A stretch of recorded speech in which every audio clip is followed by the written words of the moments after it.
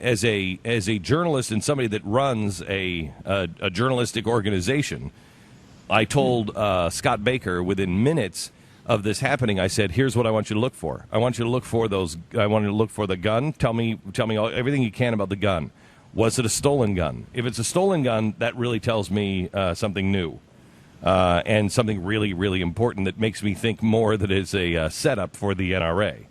I want to find out if this guy has been unemployed, if he was a union worker, if he's ever attended any Occupy Wall Street stuff.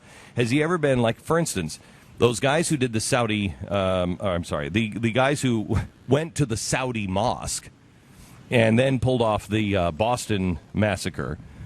What happened?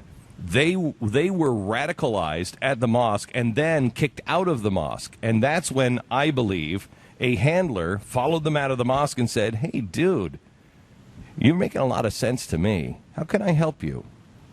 And that's what I think needs to be looked at in this particular case. Has this guy ever gone to an Occupy Wall Street thing? Has he ever been around a bunch of revolutionaries? If he has been, when somebody loses a job or somebody says, hey, I've seen the angel of death lately and she's beautiful, that's the kind of person that is somebody who is on the uber left targets and says, hey, dude, I understand, man, that's crazy, isn't it? You should do something important. You know what you should do? Man, we could get those guys. You know what you do is you take this AR-15, you go to the airport during the NRA, and you just shoot everybody. Wouldn't that be great?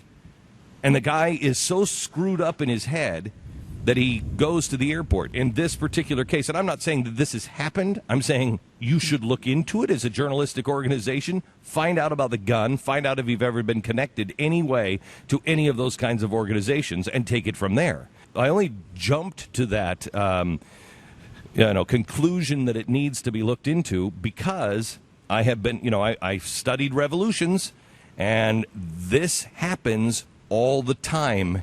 In the beginning of revolutions, in Germany, it was the Reichstag fire, and something happens, everybody goes into a panic, and then laws are passed, and all of a sudden it's lights out. Yeah. Somebody should look into it, and we are.